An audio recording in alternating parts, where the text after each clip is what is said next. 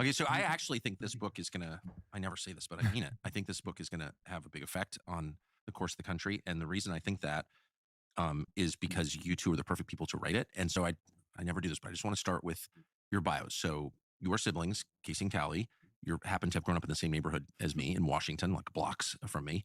So I know the world that you're from. You're writing about food, nutrition, the regulatory bodies that are poisoning the country. You are a lobbyist, and you are a Stanford-educated physician. I just want to go through quickly each one, and starting with you. You're a doctor. Yes. Tell us the progression of your thinking on this and what it did to your life.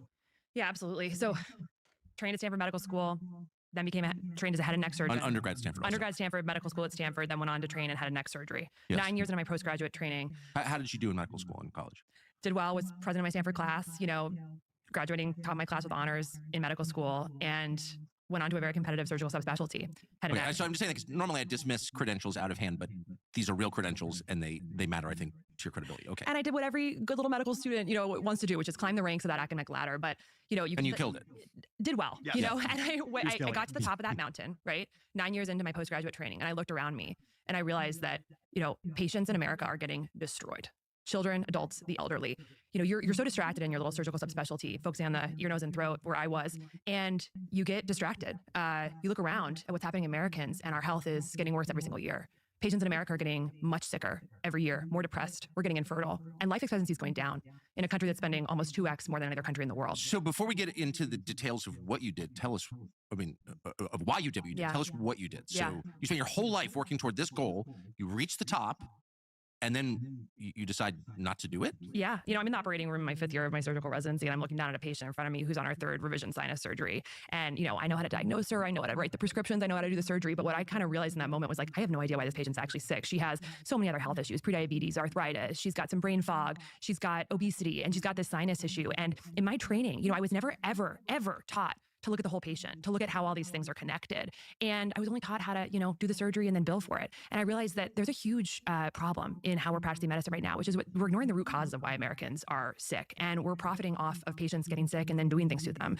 That's the way the business model of healthcare works. The way that healthcare, which is the largest and fastest growing industry in the United States, makes money is you have more patients in the system having more things done to them for longer periods of time. And when I kind of put some of these pieces together and realized that my training had totally essentially incapacitated me from really understanding why patients are sick and how to actually help them thrive, I actually had to walk away from the surgical world, because I realized that I was going to be making money off of essentially not spending time helping patients understand their health and actually just profiting off their illness. So 9 years into medical training at Stanford, you gave it up voluntarily. On my birthday, 30th birthday, I walked into the office of the chair of the department, and I put down the scalpel and I walked away, and I devoted my life to why are Americans getting sicker every year? Why are 50% of American children dealing with a chronic health issue? This was less than 1% 50 years ago. Why is our health getting destroyed the more that we spend? And so what did they say when you walk into your colleagues at Stanford and say, I'm giving it up at 30? It wasn't really a conversation. I knew that I couldn't cut into one more person until I understood why Americans are getting sicker every single year. I think that the unfortunate thing is that doctors don't really understand, because every level of our education is systematically focused on blinding us from thinking about root causes. We have over 100 medical and surgical subspecialties right now. And how you make money in the American healthcare system is you take a patient with 10 different issues and you send them to 10 different specialists, put them on 10 different meds, maybe they eventually have 10 different surgeries. You never actually are taught how to put the pieces together, look at the whole body as a system, which of course it is. And part of this is because, who are the people underwriting our medical education? It's the pharmaceutical companies. We are taught how to be very algorithmic and robotic in how we look at patients. And so ultimately I left the surgical world and I went down the rabbit hole of asking why are we getting sicker every year? It's just such a radical move to do something like that. Yeah. I mean, your whole life you're working toward a goal and then you give it up? Yeah. After 9 years? Yeah, this is the thing that I understood, and that I am working, and we are spending our lives to evangelize this book, Good Energy, is that the reasons why Americans are getting sicker every year are very simple. Americans want to be healthy. Americans do not want to die early. They do not want to see their kids with all these chronic health issues like autism and food allergies and obesity and prediabetes and 40% of teens with mental health issues. No one wants this, but the system is rigged against the American patient to create diseases and then profit off of them. This is happening across almost every lever of our major industries. industries, from processed food to tech to pharma. And so really what Americans need to understand is that these trends can stop immediately. We need to understand why we're sick, which is our primarily our toxic food system and the ways that systematically several industries are profiting off of our addiction and illness. And if we can understand that and create very simple top-down and bottom-up strategies to address it, Americans will become rapidly healthier. And so as a physician, I took an oath to do no harm, and I took an oath to help patients thrive. And so the way that we can do that is by helping people understand the levers of corruption that are essentially keeping us sick. I guess the reason I'm pressing you, and you're the sort of person, I mean, this is a company clearly doesn't want to talk about herself, which is great, but I think it's relevant because it speaks to the intensity of your commitment and to your sincerity. So you're giving up the prize, you're giving up the money because you really believe this. Yes. And I think I just want to establish that at the outset. Thank you. Before we say anything more. So you're her brother. You're very close. I happen to know that. And you're obviously proud of your sister. She's president of her class at Stanford. It's the kind of thing like, oh, my sister's at Stanford. She's at Stanford Medical School. She decides not to practice surgery, the most impressive of all specialties. What's your reaction to this? I called her and said she was a complete idiot. I mean, we were raised in Washington, D.C., right next to you, kind of conditioned to climb up the ladder. Of course. With Stanford, I went to Harvard Business School. That was what life is about, just kind of collecting those credentials. Casey, research at the NIH, as we talked about, top of her Stanford med school class. To me, that was it. And truly, and you hit on this, she had this is her life. This was her identity. This of course. is everything to her. And she bravely stepped away with no plan, just from a moral obligation. And I thought she was a complete idiot. And what I know now, and what I've been radicalized on, is she has convinced me that this is the most important issue in the country. It's an issue of corruption that starts at Stanford Med School being 50% funded by pharma and not training doctors on one nutrition class. Stanford Med School, Harvard Med School, 90% of med schools don't offer or require one nutrition class. Doctors simply aren't learning why people are getting sick, which we'd all assume they do. 80% of the course load's in pharmacology. It's on how to take people that are getting sicker and sicker and manage those conditions, not to cure them. And that's a huge problem because that dynamic of the largest industry in the country is destroying human capital. So as your sister is on one end of the equation, you're on the other. So you both have, you're from a community of strivers. That's what DC is. Exactly. And merit badge gatherers. And you've gotten two of the greatest merit badges ever. Right. HBS, Stanford Medical School.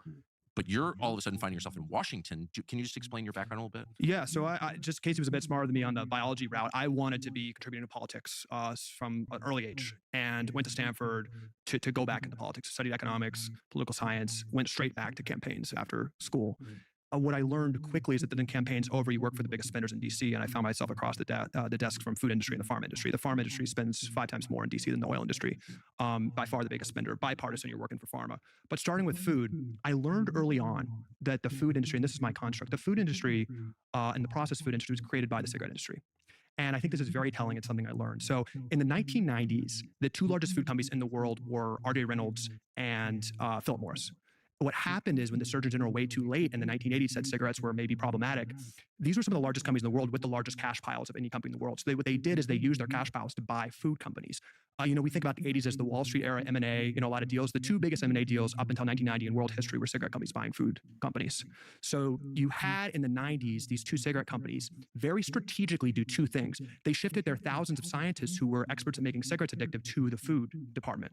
So we had the rise of ultra-processed food where our food now is a science experiment. The second thing they did is they shifted their lobbying. So the cigarette industry, of course, was the biggest, lobbying spenders and had a good playbook. They shifted their playbook on lobbying and rigging institutions of trust to food. So they created the food pyramid. So the cigarette industry, through the food companies they bought, paid off the FDA, the USDA, Harvard to create reports saying sugar doesn't cause obesity. And they lobbied for the food pyramid in the 1990s, we all remember, which said, animal-based fats are bad, carbs are good. Remember, carbs and sugar were basically the base of the pyramid. So the American diet, because of that, because we trust our medical institutions, which they know, we shifted our diet significantly to ultra-processed food. It was very intentional, the food pyramid. That was a ultra-processed food marketing document that carbs were fine, sugar was fine. And that shifted, and you look at dietary patterns. Today, a child diet is 70% ultra-processed food. Now, what does that mean, right? Those are literally foods invented by the cigarette industry to addict kids. Obviously we've got sugar, but there's thousands of different ingredients and science concoctions that scientists work in a lab to make it more palatable, to make it more addictive. So food consumption, calorie consumption has skyrocketed. And the byproduct of these toxic ingredients that the cigarette industry I watched and helped with this, bought off the USDA, bought off the FDA, is they wreak havoc among our cells. The foundation of our diet is ingredients that we aren't biologically made to eat, that didn't exist 100 years ago. The foundation of our diet is three things when you look at any label. It's added sugar, processed sugar, which basically didn't exist 100 years ago. It's just from natural sources. Ultra-processed grains, which were invented 100 years ago. The processing takes the fiber off. They're basically hidden sugars, devoid of nutritional value. And seed oils. Seed oils are the top source of American calories. And this is actually seed oil, the top yeah. source of American calories. Soybean oil, canola oil. This is the baseline of American calories right now. And these seed oils were actually created by John D. Rockefeller as a byproduct of oil production. It's basically engine lubricant. And the Rockefeller and those aligned with them actually lobbied to have this suitable for human consumption. That's how seed oils came into the American diet. They're much cheaper, but they're highly inflammatory. And just by definition, just at the highest level, these ingredients and all the chemicals we can't name that are in ultra-processed food are not natural ingredients that our bodies are made to handle. So there's, as we talk about in Good Energy, this produces a lot of side effects to ourselves. The food industry isn't trying to kill Americans. They're trying to make food cheap and addictive. And what I learned, in the morning meeting with the food companies, trying to lobby and influence the USDA, being the lifeblood of nutrition research, paying off, nutrition research at Harvard and Stanford as a junior employee, shocked by that. So you saw that? Oh, my first week, as working for these industries, it was a list of top professors. And the food industry pays 11 times more for foundational nutrition research than the NIH. You go to any nutrition school in the country, the lifeblood of their school, they'll proudly admit this is from the processed food industry. In the past 2 years, there's been 50,000 peer-reviewed research studies on nutrition. We're the only animal that has peer-reviewed nutrition studies, and we're the only animals that are systematically obese, diabetic, and being crippled by metabolic dysfunction. We're born with an innate sense of knowing what's right for us. The problem very strategically, and this is well known among the industry, is that ultra-processed food does, because they're able to do this science experiment with our food, it hijacks our biology, it hijacks our satiety signals. High fructose corn syrup, fructose, it makes us want to eat more. Because in the wild, when you see a bunch of fruit out there, you're well advised to eat it, historically. We've basically rigged our biology to hijack our signals that, make us satiated. So that's what ultra-processed food does. So that's the food industry, okay? The food industry actually, with their own set interests, want to make food addictive and cheaper. It kind of makes sense.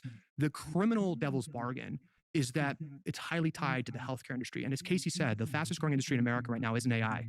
It's not tech, it's healthcare. It's the largest and fastest growing industry. And just as a statement of economic fact, the best thing for that industry is a child getting sick. When a child gets sick, or any American gets sick with a chronic condition, with diabetes, obesity, kidney disease, heart disease, whatever, they go on a lifetime medication. They go on the metformin, they go on the statin, they have lifetime treatments. And they keep racking up more comorbidities. If you're diabetic, you have an average of 4 other comorbidities. So you keep racking up, but you don't die, you just suffer. You inevitably get infertility, depression. You start racking them up. So that's very good for the medical system to have these chronic conditions that need to be managed. Just from a pure economic standpoint, that's how the system's set up. That's all happening largely because of our food system and other metabolic habits we can talk about, but largely because of our rise of ultra-processed food that's really, really hacking our cells and really hijacking our cells. The criminal part, the devil's bargain, is that the healthcare system, you'd expect to be speaking out about why we're getting so sick, but they're not only silent on the reasons, they're not only trained Casey the first day of Stanford Med School, that we're basically taking it as a given that people are lazy and going to get sick, we're just going to profit from treating them. They're silent enough, they're actually complicit. Working for Coke, I helped steer money to the American... Coca-Cola. Yeah, working for Coca-Cola, they actually pay money to the American Diabetes Association. They actually pay money to the American Academy of Pediatrics. If there's one thing the American Diabetes Association, which sets the standard of care for diabetes management, should be doing, they should be saying, we're not going to accept money from Coke, which is diabetes water. They accept money from Coke. So there's that's like Tyson Chicken subsidizing PETA. Right. It doesn't kind of make any sense. It doesn't make sense. So they always tell you it's the most important election of your lifetime, but of course this one actually is. That's demonstrable, and it's also, because it is so important, being censored at every level by the tech companies. So we were thinking about this a couple of months ago, and we thought, why not get on the road live in front of actual people, live audiences, coast to coast, a nationwide tour where we can't be censored. That'd be good. It would also be fun, so we're doing it. We're going to be on stage with some of our friends, some of the most fascinating people we know, the most recognizable people we know, responding to what is happening in America this September in real time. It'll be just like the podcast, but it's going to be live. So we're excited to announce our friend Larry Elder is coming to join us in Milwaukee, Wisconsin. Our friend John Rich will be there with us in Sunrise, Florida. We're adding more stops. We just added another stadium show in Reading, Pennsylvania.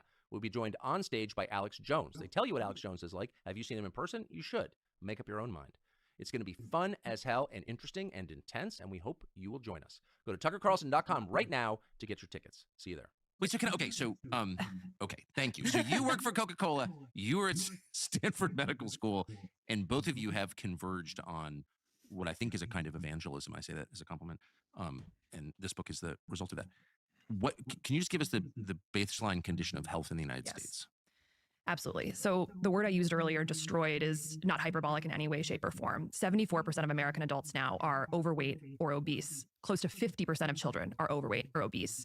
120 years ago, when someone was obese, there were case reports written about it. Yes. Literally, there were people in the circus if you had obesity. Sideshow fat. Yeah, it was so unusual. It was so unusual. It is now 74% of our country. 77% of young adults are unfit to serve in the military because of these issues like obesity. Now let's talk about diabetes.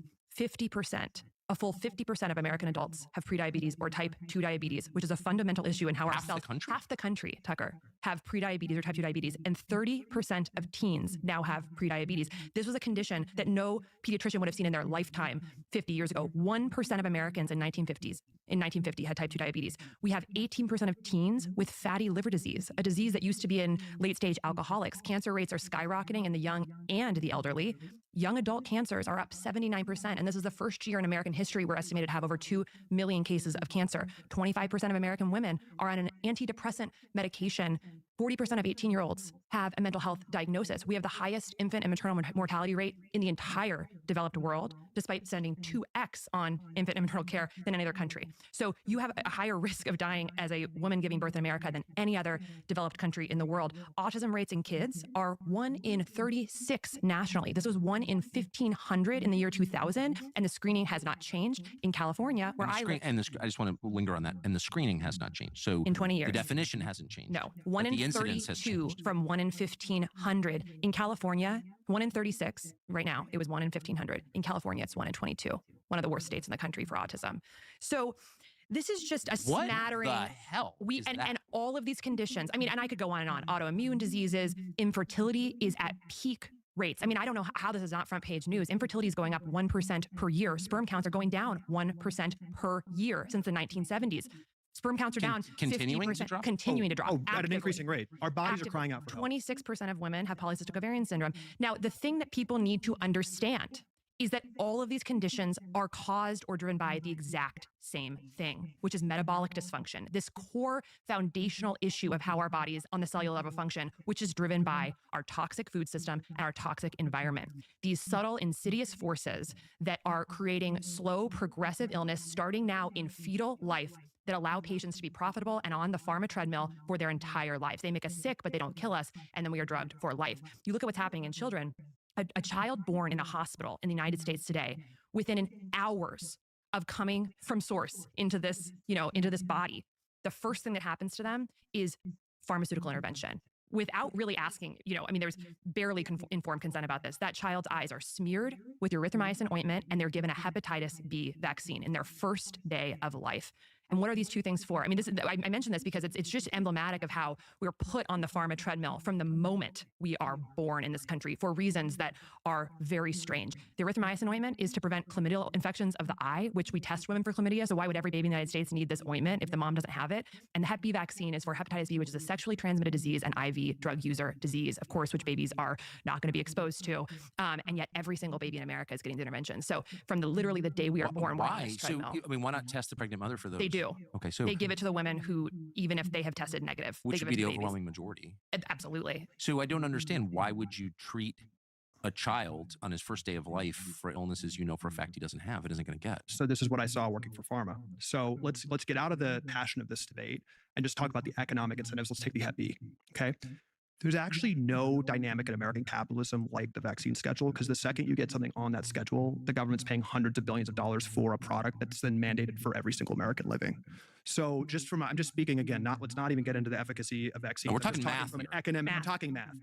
Working with the pharma industry, it's a huge economic imperative to get more and more vaccines on the schedule. You couldn't watch the Olympics this past couple weeks ago without seeing just ad after ad for actually new vaccines. This is big business, right? Hundreds of billions of dollars. And again, once you get it approved, what happens? It's paid for everyone, and you have the most trusted institutions in the world calling anyone a war criminal for even asking a question about it. So this is well known by the industry. And can I just say, so we this will appear on all kinds of different social media platforms, but maybe the biggest is YouTube.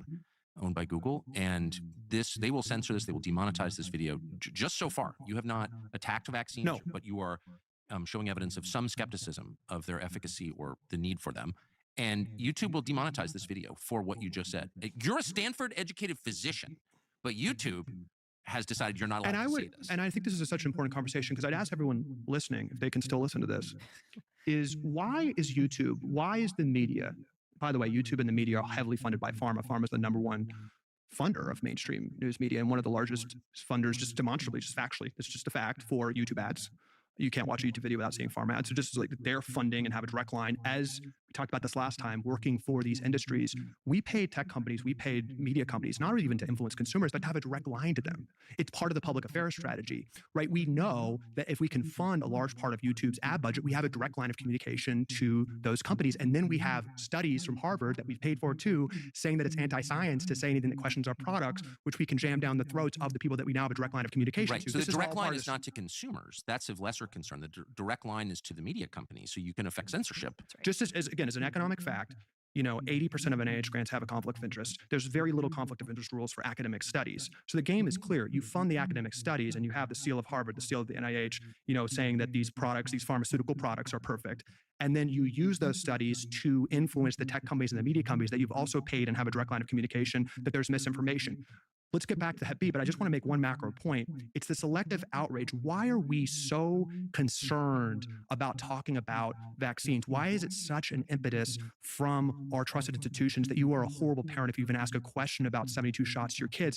And why isn't there that level of urgency around childhood nutrition? Or childhood chronic disease. Or childhood chronic disease. Why is it, we can't possibly expect parents not to load their kids with a bunch of sugar and all these toxic greens? And by the way, those people can't afford whole food. It's actually racist and classist to even suggest people should be able to afford organic food. We can't possibly expect parents to have non-toxic food. But when it comes to pharmaceutical interventions, there's no price too high. And if you don't follow it to a T, you're a terrible person. Why is it when we have 9 out of 10 killers of Americans are preventable lifestyle conditions, when 95% of medical costs go towards reversible chronic conditions that Casey's talking about, why isn't there that urgency of the medical community educating parents about why people are getting sick? And really the only vitriol, the only thing that's being censored, the only thing that's being enforced from the top down is absolute adherence to pharmaceutical products. Why during COVID, which was a metabolic condition, this was a disease that attacked weak immune systems. This was a disease that only killed people that were overweight or metabolically dysfunctional. Americans died at a much higher rate than European or Asian countries. Why wasn't there the same emphasis on hardening up our immune systems and attacking the root cause of that? And it was all the airtime was around a pharmaceutical solution. This doesn't actually make sense, but it gets to the money. So working for the pharma companies, there's just nothing better than getting on the vaccine schedule. And that should not be a controversial comment, right? If you have a list of drugs that are mandated for every single American and paid for by the government, you want to get on that schedule. So Well, there's it's a battle. controversial comment. It's not allowed. It's a verboten comment. You're not allowed to say that. They will demonetize this video for what you just said. And I would ask, What does that tell you? I would ask the media companies and ask YouTube to have the same passion for childhood chronic disease and nutrition as they do for enforcing unanimity on pharmaceutical injections for kids. So just to, amen. I couldn't agree more. It's infuriating. It's worse than that. It's evil. Again, video just demonetized. Worth it. But let me ask. So to the specifics of the Hep B shot that I'm sure all my 4 children had it. I didn't even know We had it. Had it. You Yeah. had it too. Yeah. Of course, yeah. Is there a? I mean, just take the other side for a second. Yeah. Like, is there a reason that we would do this? I pushed, I welcome any doctor to respond to this. I pushed leading medical experts on this. I'm like, okay, so a child's born, let's just take the side. The child's born. Hep B is spread by 2 routes: sexually transmitted disease or intravenous needles. So my 1-day-old isn't going to be having sex or doing heroin right away. So what's the purpose of getting this on the schedule in the first day of life, the first hours of life? And if you push, and I welcome anyone to do this with their doctor, you get to 2 things. You get to the American patients are too stupid to remember, so we need to do it right away. That's literally like what they say. And then my doctor told me that the child at daycare could trip over a needle that has hepatitis B on it. That's literally what they get to. That a needle could be on the playground, that somebody just did heroin or something, threw the needle down, and it has hepatitis B blood on it. I asked the doctor, has there ever been in human history a case of hepatitis B being transferred that way? They said no. It's only through intravenous needles and sex. So you actually, to steelman this, and again, welcome anyone to respond, there's not actually a scenario, absent of intravenous needles or sex, that a person gets hepatitis B. There is not a reason for this to be given. But it happened, and I saw this. It was a huge investment for this vaccine. It was a huge, huge economic problem. And this shouldn't be controversial. Think about being at these drug companies. You want the drug given out when you've made the investment. So they're able to work with their buddies at the FDA. They're able to use the studies. They're able to, there's this constant feeling in the medical community that the American people are too stupid to ask a question or too stupid to remember to take these important drugs. So there's this argument and momentum to get on the schedule day one. But there's not actually a medical. And so we haven't even discussed, I mean, I think you have proven the point that there's no good reason. The flip side is, are there good reasons not to take it? So let me just ask you, as a physician and a woman of childbearing age, what's your view? I mean, there's not a single medication that exists that doesn't have side effects, and where there's not some, range of things that can happen when you inject something in the body. And for the Hep B vaccine in particular, I mean, the two of the handful of inactive ingredients are formaldehyde and aluminum, which is a neurotoxin. And of course, they'll say like, oh, for the body weight of the baby, it's negligible, whatever. But when you're getting several shots at one time, these things make a difference. Our bodies are overwhelmed right now with the amount of toxic inputs that are going in, and they're breaking our bodies, right? And so, if it's not necessary for the vast majority of kids to have this at birth, and you could give it to them when they reach teenage years, right? And they're much bigger and their bodies can handle more of these, these chemicals and toxins that are in these shots, then you have to ask yourself, why are we exposing the whole population to potential risk that any pharmaceutical medication will have, a risk of side effects, if it's not necessary? And that's a question that I think every parent should be able to ask, but, like Calle talks about, you follow the money, it's pretty sinister. I mean, you look at the American Academy of Pediatrics and like, who are their main funders? Mead Johnson, who makes formula, the company that makes influenza vaccines, Abbott Nutrition, which makes formula. These people are funding the organization that cherry picks the research to make our pediatric guidelines. Okay. So there's hundreds of thousands of papers that are published every year about the importance of nutrition and exercise and sleep and avoiding pesticides and avoiding plastics in our foods. Just tens of thousands of papers every single year. But what goes into the guidelines, which are created by professional organizations like the American Diabetes Association, the American Academy of Pediatrics, who are funded by things like processed food companies, pharmaceutical companies, and then, of course, in the case of the ADA, people like Coca-Cola and Cadbury. So, people will always say Cadbury, the chocolate company, has funded millions for the American Diabetes Association. Now, so come on, absolutely, this is just. I just want to say, because I don't want to ever sound judgy or pretend that I have good eating habits, because demonstrably I don't. They make great chocolate bars. Sure. They're awesome. But they shouldn't be probably influencing our diabetes guidelines, right? I mean, is that real? You're sure that's true? I am certain that is true. We could all. And Anheuser-Busch shouldn't be funding, Alcoholics Anonymous. It's just like I don't. These companies should exist. But we follow this cult of evidence-based medicine, right? Which is that we follow the guidelines, but the guidelines cherry pick research from the canon of scientific literature that's out there. Which is why when I was in medical school, there were just huge swaths of the science that I wasn't seeing. But so, can I just ask you a very fundamental question? Why would we follow the guidelines rather than the outcomes? It's a great question. So you just said 5 minutes ago, you were outlining this terrifying and sad and catastrophic series of stats describing the total collapse of public health in the United States. That's right. And so who cares what the guidelines are? Doesn't anyone just sort of zoom out for a second and be like, all these kids have diabetes, which leads to dementia. Like, this is not working. Right. Did no one say that? Well, the question, it's not working, is the question I would basically put in front of every doctor in America. Like, if you're not looking around you and just scratching your head and saying, what the hell is going on? Yes. Then you are profiting off of this crisis, and I want the most dangerous thing you can do in America right now, obviously, is ask the question, why? So, I understand. About anything. But, this is just a point to kind of answer your question about why is this happening? Why aren't we following outcomes? It's institutionalized to not actually focus on outcomes, because the business model of the healthcare system is volume. It's how many patients can you see, not what their outcomes are. We are paid for volume, not outcomes. Now, did you see that as a surgeon? I'm going, yeah. So absolutely. I mean, it's how many chart notes can you write and bill every day? That's why doctors are seeing 30 to 40 patients a day with 15 different diagnoses for each one. Obviously, you can't help that patient thrive and get healthy. All you can do is write the prescription, because we are paid for volume. And the unofficial mantra of all doctors must know that. All doctors know. The unofficial mantra of private practice medicine is you eat what you kill, which means you get paid, you eat for how much volume you can do, how many surgeries you can sell, how many people you can get through in and out of your office. Now, back in when Obamacare was coming about, they were, which was really an utter failure, there was lip service that was paid to this idea of value-based care, okay, which sounds great on paper, right? So value is good outcomes over lower cost. This sounds great. We'll get paid more as doctors if we have better outcomes over lower cost. What is the highest value intervention you can do for a patient? Get them to eat healthy. Doesn't cost a lot, has incredible outcomes universally, right? Get them to sleep, get them to exercise. We would have moved towards that. But even that was corrupted by corporate interest, because how the doctor had to report on quality was through these metrics called MIPS, basically, merit-based incentive little criteria. And most of them were based on on how many of their patients were medicated. So instead of a doctor having to report quality as, I have a patient who got better, who got healthier, Which we it expect. was how much of the patient population was on long-term medication. So the actual good outcome was defined by medication adherence in a practice, rather than is the patient reverse of their disease. Every disease So it wasn't the actual outcome. It wasn't the outcome. The outcome meds. ended up being how many of the patients took meds. So even with lip service to good outcomes, it's not a healthier cell, it's a medicated patient. Those are two different things. We did not learn that in medical school. But can I ask you, I mean, again, I don't want to get too personal, but like, what about the doctors that you were trained with or served under who trained you? I'm sure a lot of them are good people. I know They're all great of them people. are smart. Yes. Like the things that you're describing would be pretty easy for anyone with an IQ over 80 to notice. Right. They not notice this?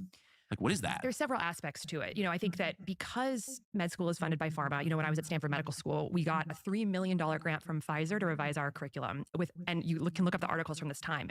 It was around 2011.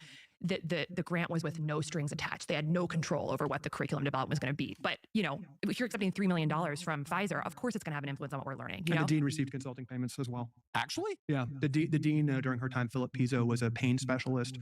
Pfizer was one of the largest opioid makers, and he received direct consulting payments from opioid makers. And that year that they received that Pfizer grant, he was appointed, which I was actually involved with. I was working for pharma at the time, to an NIH panel to make opioid guidance with the burgeoning crisis. He selected that panel. How can you have a more prestigious person than the dean of Stanford Med School? 9 out of the 19 people he selected were directly paid for with consulting payments from opioid companies.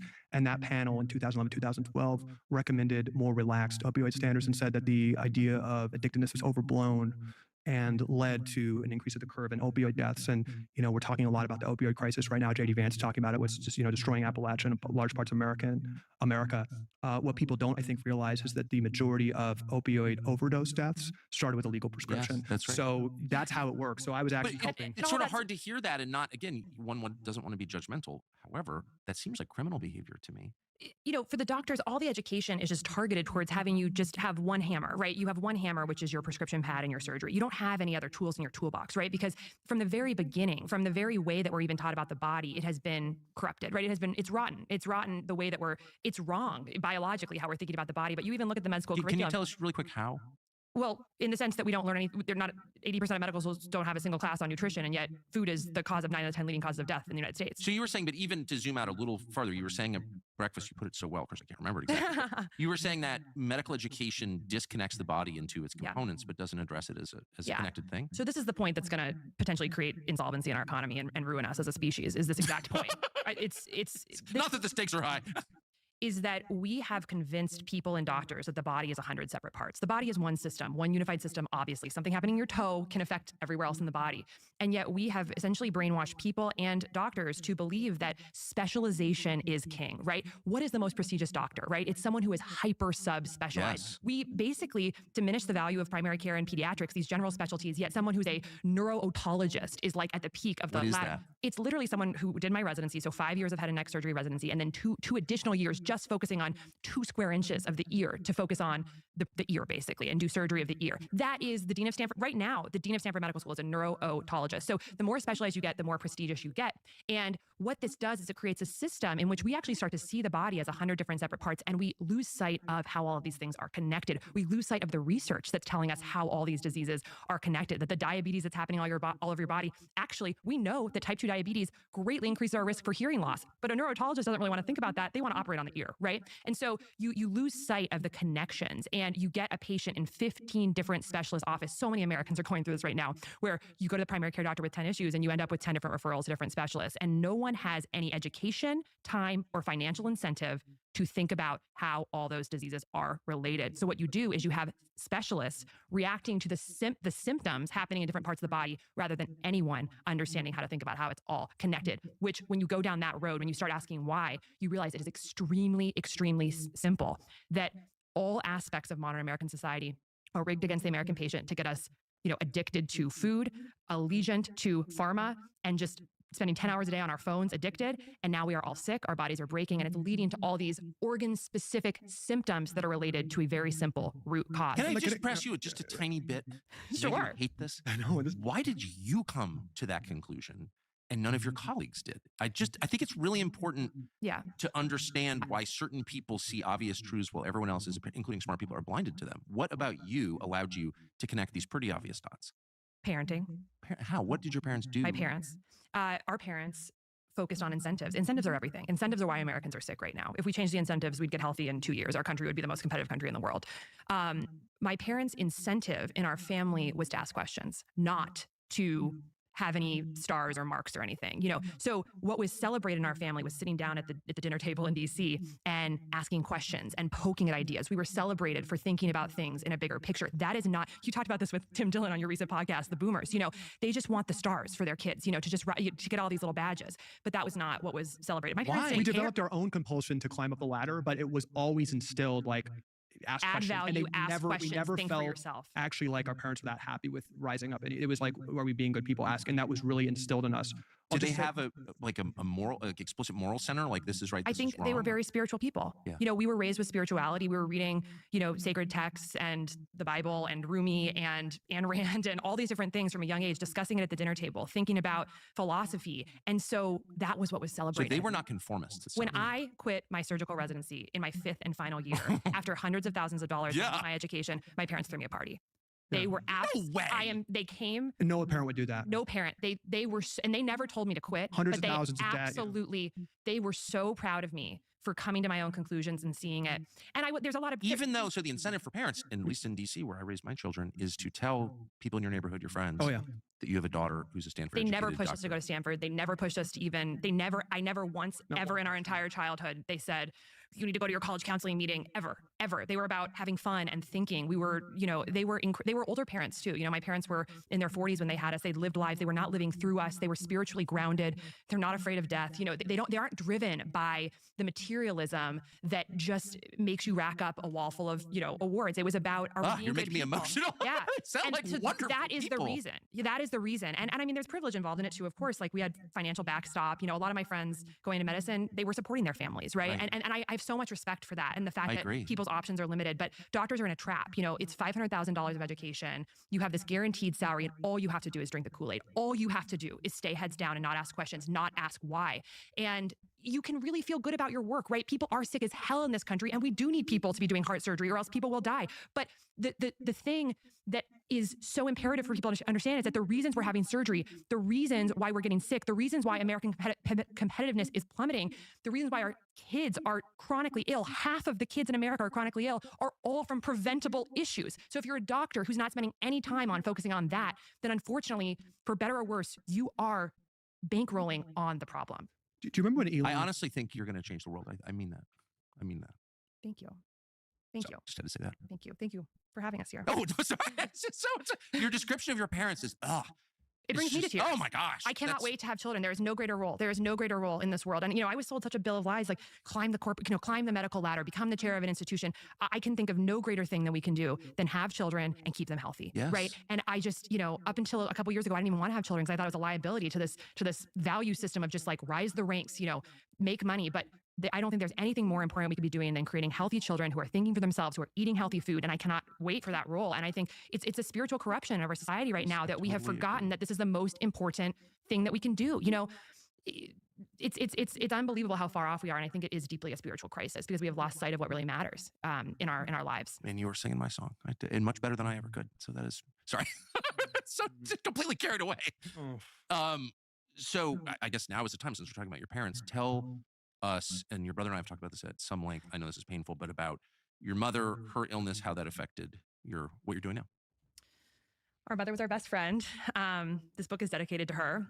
And, I think my mom, she's sort of the archetypal American patient, and she's someone who was totally faithful to the American healthcare system. And like so many other Americans, was ultimately completely let down by it. She passed away far too early after 40 years of completely missed warning signs of the root causes of all the different symptoms and conditions she was racking up. So, she had me when she was 40. I was a humongous baby born at Sibley Hospital. I was almost 12 pounds. Calle was almost 12 pounds. And that's a huge baby. And, there's actually a term for a baby over 8.5 pounds, which is fetal macrosomia, which portends metabolic issues in a mother and metabolic issues in the baby. And I had them. I was 210 pounds by the time I was in 8th grade, and my mom had trouble losing the baby weight, had a very tough menopause in her 60s, got all the American diagnoses, high cholesterol, they gave her a statin, high blood pressure, they gave her an ACE inhibitor, high blood sugar, they gave her metformin. Oh, this is normal. It's a rite of passage. Every American's getting these diseases. So she went to all the specialists. She went to the cardiologist and the endocrinologist and her primary care doctor, got all these medications. And then, she's 72 years old, doing everything the doctors are telling her to do, taking the pills every single day. And she gets a diagnosis of, she has some belly pain one day, went to the doctor. It lasted for a few weeks. She got a CT scan, stage 4 widely metastatic pancreatic cancer. She was dead 13 days later. Ugh. And she was seen at the best hospitals in the country. She was getting executive physicals at Mayo. She was being seen at Stanford and Palo Alto Medical Foundation. And they looked at us in the eye. They looked at us after her death and said, "Oh my God, this is so unlucky." And I knew enough at that time to know there was nothing unlucky about this. This was an entirely predictable sequence of events from the age of 40 to the age of 72. And she had, as you've suggested, I think, every possible advantage. Like, clearly, high-functioning person who followed the guidance, had the means to do it, had a daughter with specialty knowledge, a physician daughter. So, she had every possible advantage. Did every single thing they said and died at 72 in the prime of her life from conditions that were on the exact same spectrum. So every condition I mentioned earlier in this episode and every condition she had are on this metabolic disease spectrum. So you believe, pancreatic cancer specifically, if my memory serves, and I think it does, was kind of an unusual, it was always famously dangerous, deadly. Skyrocketing. I have noticed, all of a sudden, people What are the risk factors? Obesity, diabetes, smoking.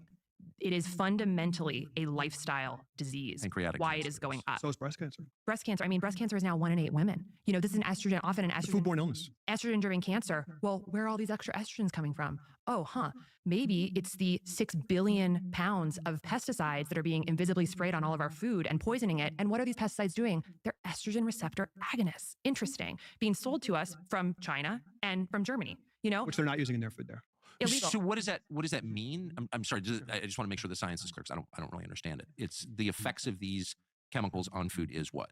So the ostensibly these chemicals are being used 6 billion pounds globally per year because of pest control. They're also being used on our children's parks and golf courses and all over the place. They're invisible, they're tasteless, and they are directly toxic to our cellular biology. So they're pesticides. Side is the word for the act of killing. So herbicides, insecticides, fungicides, and they are so toxic that 20% of all suicides globally are performed by drinking pesticides. And yet we're told by our government that they're totally safe. There's this one will shock you. But you look at, the largest merger ever done in Germany was Bayer Monsanto, where Bayer, which is a pharmaceutical company, merged with Monsanto, which is an agrochemical company in the United States. If you look at what Bayer makes, they make cancer drugs for things like non-Hodgkin's lymphoma. And if you look at what Monsanto makes, which is Roundup, which is the most widely used pesticide in America, the cancer that it causes is non-Hodgkin's lymphoma. They've paid out $11 billion in the past couple of years for non-Hodgkin's lymphoma cases. So the companies are merging that are directly known to cause the disease with a medical company that has a treatment for the disease. This is very, very dark. And so like Calle said, it's kind of this revolving door between create the illness, treat the illness, and hide the science that tells us what's happening. But this is all a result of the food industry wanting food cheaper.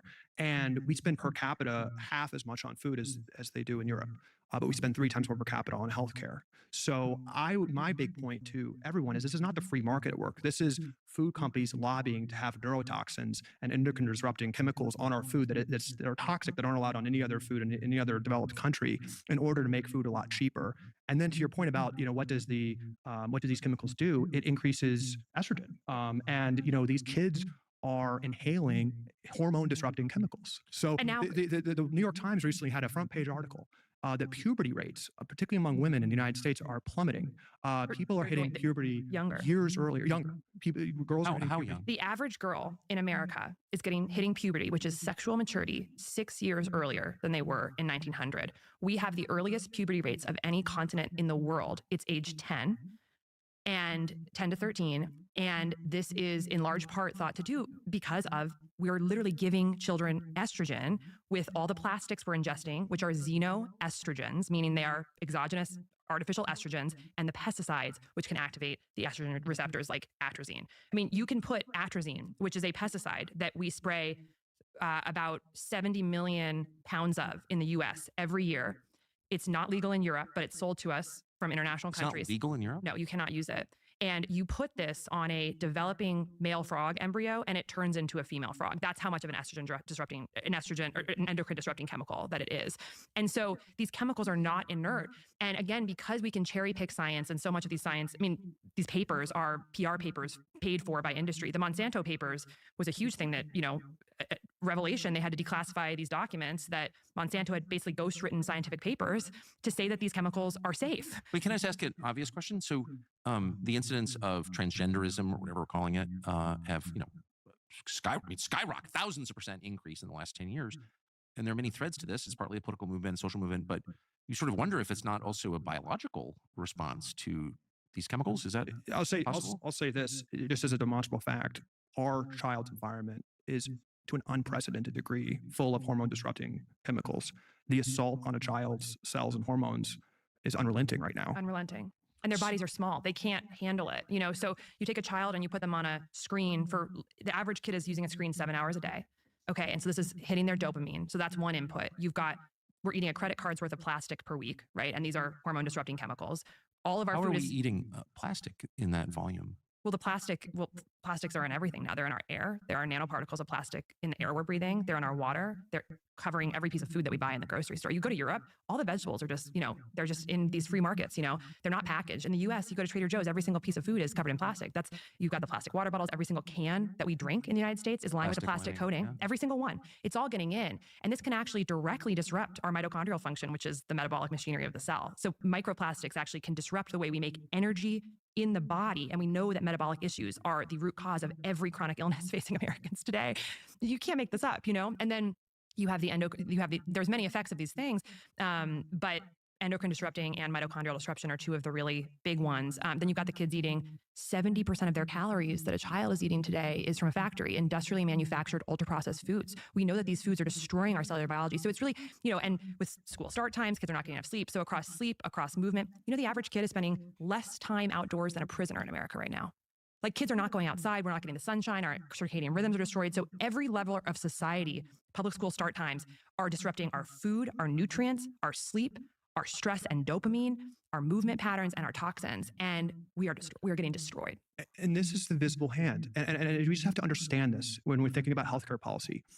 There's nothing more profitable than a sick child, as I said, or really hijacking a kid's dopamine, right? Think about the trillions of dollars that are generated from a child's dopamine being hacked, being on that phone all day. It's neither good nor bad necessarily. It's just an economic fact. There's a huge incentive for that kid to be, their chronic stress to be just triggered nonstop on that phone. There's huge profit for a child to be addicted to ultra-processed food and continue to demand from their parents that food.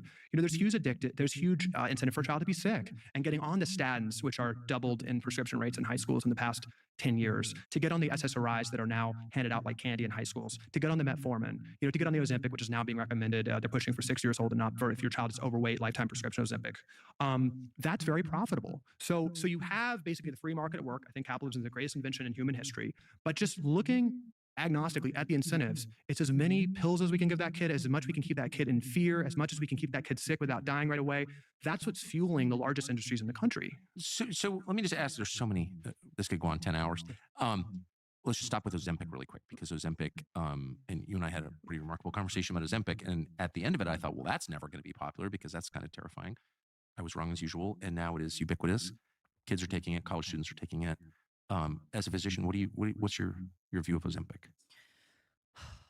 I think it's very dark.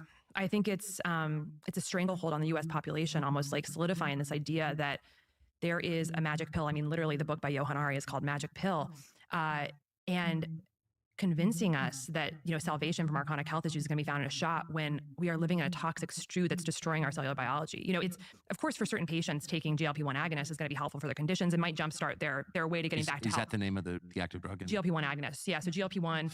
Sorry, not fluent in this. No. It's that's what the medications are, and so they're basically stimulating a hormone that's made in our digestive system that cues satiety and does many other things.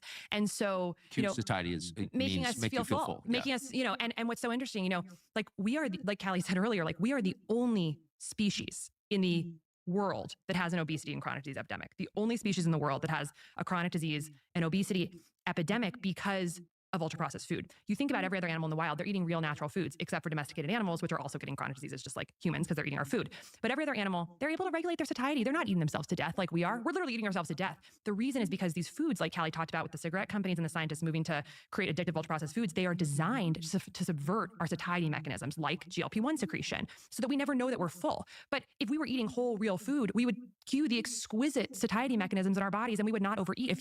If you're eating real, whole, unprocessed, nutrient-rich foods, we have receptors in our gut that make us feel full. It's not you rocket almost science. can't, if you eat just protein, which is hard, You can't overeat.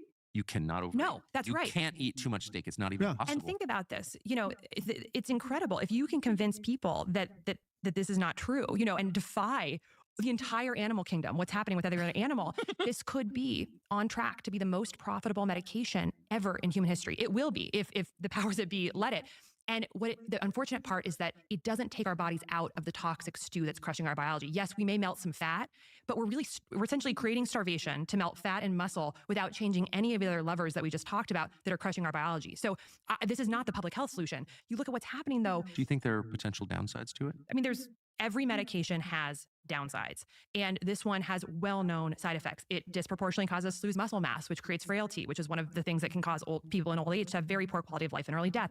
It has a higher rate of thyroid cancer. It has risks on the label of kidney dysfunction, of pancreatitis, of all sorts of things. Every medication has side effects. So if we're going to mass prescribe this, so there's a bill right now in Congress, HR 4818, which is the Treat and Reduce Obesity Act. And, you look at this and you think, oh, this is great. The government's focusing more on obesity and this is awesome. There's one line all that matters in that, which is that they want to expand Medicare access to include coverage for for obesity medications, which are these drugs, for people that include overweight and obese. That is 74% of the American population. If this bill goes through and everyone who is eligible for this drug gets it paid by taxpayers, that will represent over $3 trillion per year in drugs to the American people without changing any of the root causes of what is making us sick. And to add insult to injury, this will be taxpayer money being largely funneled to Europe, who makes the drug. So people need which to they don't wake prescribe. up. And it's 10 times less expensive, and it's not the standard of care in Norway when you are obese. Is that where it's made? Yeah. Novo Nordisk. Yeah, there's a step ladder, and you get the keto diet and exercise incentivized from the government. In the country that makes Ozempic. And the American Academy of Pediatrics in their most recent obesity guidelines are recommending these drugs for kids as young as 12. And pushing for 6. This is a lifelong medication at the cost of about $1,500 a month with many side effects that does not change any of the root cause issues that are toxifying, literally destroying our brains and bodies. Can I ask, I mean, as you've said 3 times, and I hope you'll say it 3 more, every drug has side effects. But they seem like intentionally downplayed in a lot of cases. Most famously with certain COVID-related medicines, but there are others where they just don't really want to talk about. Doctors don't seem to want to talk about the potential side effects. Why is that? Because if you have an obese patient, It's weird. Okay, so let me just paint the picture. They're pushing for 6, obese or overweight. 6 years old. Yeah. So we have obviously an obesity crisis among 6-year-olds right now in the country. In Japan, the child obesity rate is 3%. In the United States, 50% This is uniquely American. 50% of teens are overweight or obese. So let's just look at that, right? We're clearly just force feeding into our children toxic food that's causing this massive issue. And now any parent watching, particularly lower income, because this bill is pushing for Medicaid. So if you're a lower income, so why are they lobbying? Why is this company in Scandinavia one of the 5 largest lobbying spenders in America and pushing so hard for this? And why is the stock so high and it's the 12th most valuable company in the world? They're expecting 80 to 90% of their profits from the United States, from the government, by rigging the institution. What institution are pharma companies rigging? They're actually rigging Medicaid. They're actually profiting off poor people. Medicaid is spending more on mitochondrial dysfunction than the entire U.S. defense budget and growing much faster, right? This is a Mitochondrial dysfunction. various Metabolic issues This tied core to cellular dysfunction. diabetes. We're spending on Medicaid more on preventable metabolic chronic conditions than the defense budget. And Medicaid's one of the fastest growing items in the budget. That's all rigged by pharma as a piggy bank. So this bill, if you put Ozempic on that schedule, then any lower income 6-year-old, the doctor can say, I've got Harvard studies here saying that obesity is genetic. It's not your child's fault. Let's get them a lifetime jabs. Well, if it's genetic, why didn't it exist 100 years ago? Good question. But Harvard and the NIH and the American Academy of Pediatrics is saying it's a brain disease, it's genetic. And on 60 Minutes, as we talked about, a leading Harvard physician, Fatima Cody Stanford, said that throw willpower out the window. This is a genetic condition. And it's actually, she said, an affront and classist and racist to suggest it's anything other than genetic. So that's the message being told from the medical system. You ask why? Because the second you can get that 6-year-old on a lifetime injection, and let's just take this to every drug, it's the chronic disease treadmill. They're told that injection is a savior, right? And then the government, it's the largest line item in our budget. It's going to bankrupt the country. It's growing faster than any other line item in the budget, right? And Medicaid, the government is going to pay for that lower income kid $1,500 a month because the government also has to just pay the sticker price, right? We're paying, our sticker price is 10 times more expensive than Germany. So the second you get something on the Medicaid schedule, then all lower income people are open season. And what's so criminal about this, and what's so representative of why this is a problem, is that the medical system is saying, they're saying it's a social justice issue, it's a moral issue. We have to pay $1,500 for 74% of US adults who are overweight or obese per month. That we have to find the money. The stock is the 12th most valuable company in the world. I have expectation that the US is going to say that. But where is that urgency from the medical system about why this stuff is happening in the first place, why it's not happening in Japan? Where's the urgency on saying, hey, parents, maybe we shouldn't feed our kids toxic food? Maybe we should be looking at the root cause of obesity. And so this is the key point. Forget any public policy. The medical leadership should just say the truth. They should explain why there's an obesity crisis among children. It's not a Ozempic deficiency. It's because of very simple inputs to our metabolic environment and, frankly, a rigged system where our food has been compromised. There's nothing conservative or liberal about our food system being compromised. I couldn't agree more. It's not. The medical system, before any public policy, should simply state that. And a key point in America is that we listen to our medical leaders. We changed our diet when the food pyramid came out.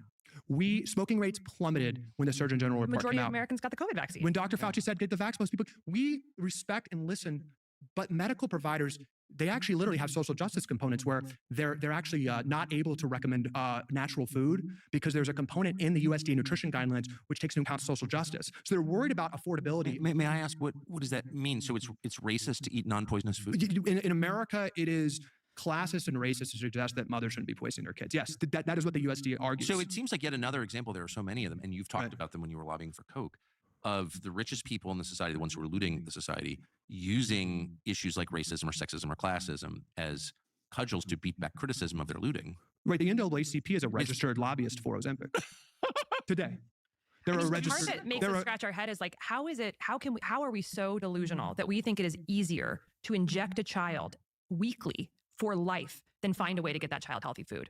Like that is the track that we're on right now. That is insane, but we're believing it. We're drinking that Kool-Aid. It doesn't make any sense. We could take these dollars so simply, so easily, and funnel them towards healthier diet and lifestyle. $3 trillion a year, we could feed every single American family with organic food for $3 trillion a year. But instead, we're taking those healthcare dollars and steering them towards drugs, which doesn't fix the root cause issue. Our message isn't drug or anti-drug. It's just like, let's look at the problem. Like say you're just an alien that came down from space. You look at America, kids and adults are just overwhelmingly metabolic dysfunctional, obese, diabetic.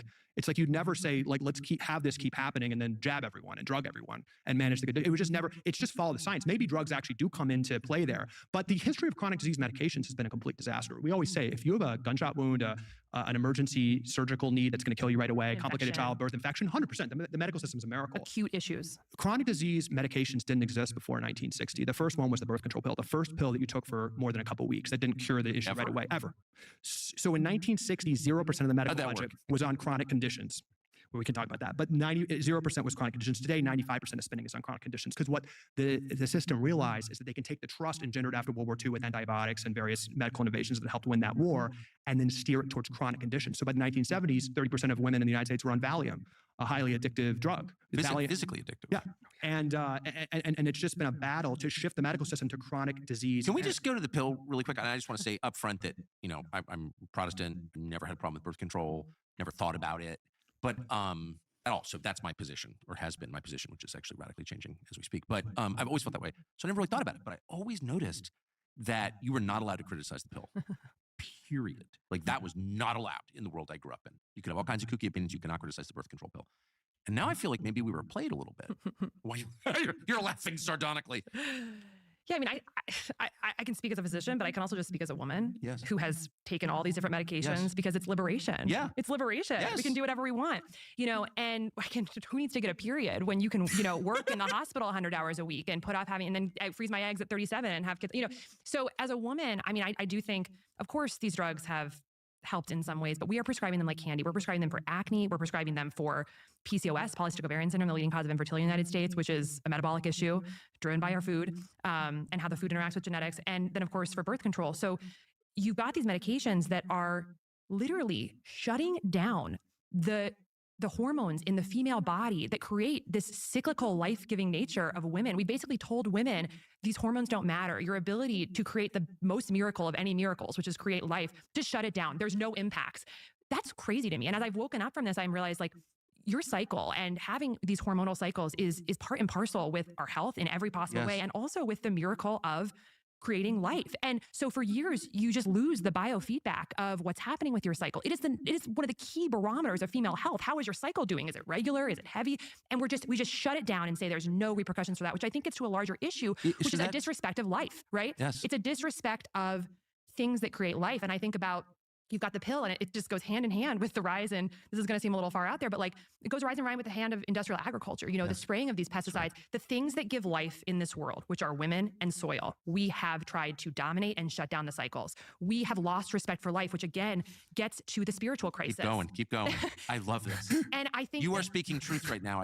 For the sake of efficiency, right? For this delusion of short-term gains, for yields, for profit. But what we need to realize is that we live in an interdependent ecosystem that has to be harmonious, not dominated, which means gentler, and so by taking a hammer to women's hormones, taking a hammer to pests, what we've done is we are destroying the things that give us life in this country. And that is, I think, part of the root cause of why things feel so dark right now, because it's bigger than all of this. We are actually turning our back on life. Does it surprise you that all of this happened within 20 years of developing the atom bomb?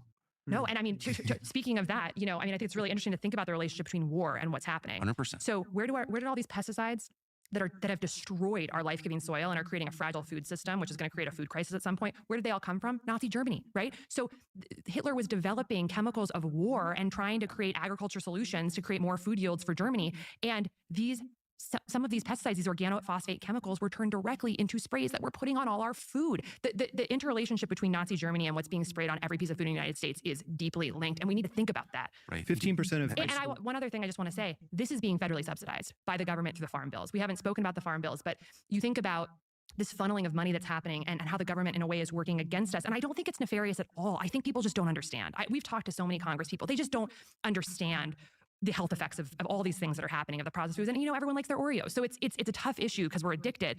But the farm bills are making all these unhealthy foods cheaper. They federally subsidize commodity crops, which are turned into processed food. So this is the corn, the soy, the wheat, making these foods artificially cheaper. So this is why, people say, this is where the social justice piece comes into it. It is, in many ways, it is much harder as a poor American to buy food that is not poisoned because our government is making the poisoned food cheaper.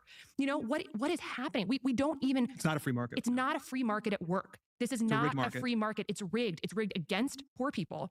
And so there's nothing conservative about what's happening. And President Trump is calling this out. Yes. RFK is obviously calling this out. But calling out a rigged market is not an attack on the free market. Like, we need to speak truth here, particularly when it's impacting human capital. Calling out a rigged market is a call for a free market. It's imperative. That's right. And working for these companies, we actually used to use that argument. You rig the market and then yell nanny state whenever anyone questions the rigged market. And the fact that there's more agriculture subsidies that go to tobacco than fruits and vegetables. 0.4% of agriculture subsidies go to fruits and vegetables. 2% goes to tobacco. 90% goes to ultra processed food, and it's highly slanted against small farmers. This gets dark. I mean, talking about the Nazis, 15% of... Well, I mean, it's just... I do think it's not accidental that was a regime based on occult practices that hated Christianity, and whose signature act, which no one ever seems to remember, it was murdering hundreds of thousands of Germans in hospitals through euthanasia, so-called mercy killing of kids and adults who were substandard. Yes. And so, does it surprise you that atomic weapons and poison pesticides both came from that regime? No, not really. Well, also, Sorry. But one more for you. Today, 15% of high schoolers are on Adderall. Adderall was created by Nazi Germany. So Merck, there's a great book called Blitz about this, but Merck developed the precursor to Adderall in order to give the German soldiers. So they got one pill a day. And actually it was discontinued by the end of the war because there was such psychosis among the German soldiers taking this every day. It was to make them more aggressive. They actually reformulated it at Merck and made a stronger version, and that is Adderall, which is now given to 15% of children. And this idea that many parents watching, just as Ozempic's being pushed on their kids, just as SSRI is being pushed on their kids, just as SANs are being pushed on their kids, parents being cudgeled with medical studies saying they're putting their kid at risk for not following this medical guidance. They're also, if their kid is a little bit distracted, being sitting in a sedentary environment with limited sunlight, being force-fed ultra-processed food, they're getting a little fidgety and they're prescribed Adderall right away. That's the standard of care. Not even thinking about. Think about any animal you put in a cage, low sunlight, sedentary, force-feeding ultra-processed food. So just So as that's what we do to prisoners. just as a societal level here, we're really committing mass child abuse in many ways, and we're normalizing that, and we're not speaking out about that, and then we're giving people stimulants developed by Nazi Germany. I mean, it's kind of crazy. That's much more profitable. I mean, from a pure economic standpoint, getting a kid off of this treadmill costs millions of dollars. A diabetic person on Medicaid, if they're diabetic by the time they're 30, they're getting millions of dollars. They're generating millions of dollars paid for by the government, the pharmaceutical and healthcare companies, millions of dollars. If you train a lower income person, and talk to them about metabolic health, frankly, reading the principles Casey talks about in the book, and they're going on a path of thriving, of understanding with their family, what they're putting in their bodies, of movement, they're costing the system millions of dollars. That's how the kind of economic reality of how the system works on. That's kind of the battle. Getting to your point about how people let this happen on doctors, I think the brilliance of the systemic design is the most revered people in our society are basically able to keep up this system. They're able to have their fancy studies that really just take responsibility for managing the disease instead of curing, right? They censor. I had a call when I attacked the dean of Tufts Nutrition School, the most prominent nutrition researcher in the country, Dariush Mozaffarian. He called me and actually threatened to call Stanford, where we both went. And he said, we know the same people at Stanford. This is not right to be upsetting the apple cart. And I said, well, does your school not take the majority of its funding from food companies to impact nutrition policies in the United States? He said, of course we do, but that doesn't impact my judgment. And the fact that you're calling that out and the fact that you're questioning the study that we conducted with the NIH that said Lucky Charms are healthier than beef. The fact that you're calling this out really isn't polite. This isn't how it works, Calle. And we know the same people at Stanford, and this isn't polite. I'm going to call Stanford and basically threatening me to be kicked out of the club. That's how this works. And then these studies are used to create, influence the USDA guidelines. 95% of people on the USDA Nutrition Guidelines for America 2020 and 2025 had a conflict of interest with food companies. These studies are used to influence what the USDA is basically saying can go in school lunches. The USDA controls the U.S. school lunch program, which serves 3 billion meals per year to students. It's the largest fast food chain in America is the USDA school lunch program. And, just this past year, Kraft Heinz is brokering deals with the USDA to put Lunchables in schools. It's the top growth area for Kraft. What's a Lunchable? It's the processed plastic squares with ham, crackers cheese and crackers. That's going to be the school lunches, and these corporate deals are happening. And it's studies like this that then I'm assuming allow. Lunchables are They're not good. suboptimal. They're suboptimal. You look at the ingredients. There's about 60 ingredients in these packages. There's no fruit. There's no vegetables. It's literally processed flour, processed sugar, processed oil. It's just these staples of the American ultra processed food system that are just rotting children's brains and bodies.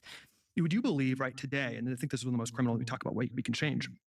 Today, the USDA, which sets the standards that impact schools, that impact parents' perceptions, everything, they say that a healthy diet for a 2-year-old is up to 10% added sugar. They're recommending added sugar for 2-year-olds when we have a metabolic health crisis, a childhood obesity crisis, and where 33% of young adults now have prediabetes, which would have just been absolutely unthinkable. There's an assault on children's cells because of our food. Added sugar is a huge one. And the USDA recommends it. Imagine, and this is just, it's so simple. If medical leaders actually had courage, if we had the volume and the urgency of our medical community talking about the COVID vaccine, about the childhood chronic disease crisis, not banning sugar, not banning anything, but just from a medical perspective saying it's probably a good idea to re-look at what we're feeding kids in the midst of a metabolic health crisis and probably sugar should be discouraged. They don't say that right now. The USDA just put a report out saying a diet 93% in ultra-processed food for kids could be healthy. The USDA is doing marketing for ultra-processed food. They're not speaking in a clear voice because 95% of the advisors on the committee are corrupted. 40% of the advisors that President Biden has already put for the next committee are paid for by the maker of Ozempic.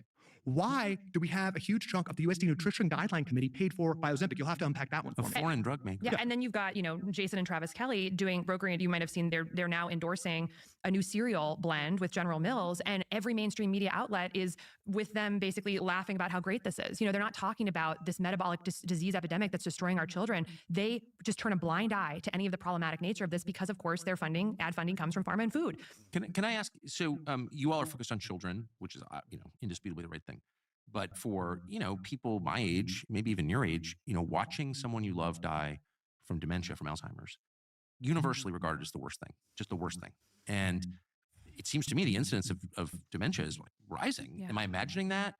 if it's true, why is it happening? What can be done? It's going up rapidly. It's happening in younger people. We're seeing Alzheimer's in people as young as 50. There are no drugs that actually reverse the disease. There are no good drugs for Alzheimer's. And we know Still, there are no drugs there are drugs that slightly slow the progression but do nothing to reverse the disease. And research from top journals in the world like The Lancet have explicitly stated that it is modifiable lifestyle factors that drive the development of this disease. Things like healthy eating, smoking, and moving and exercise.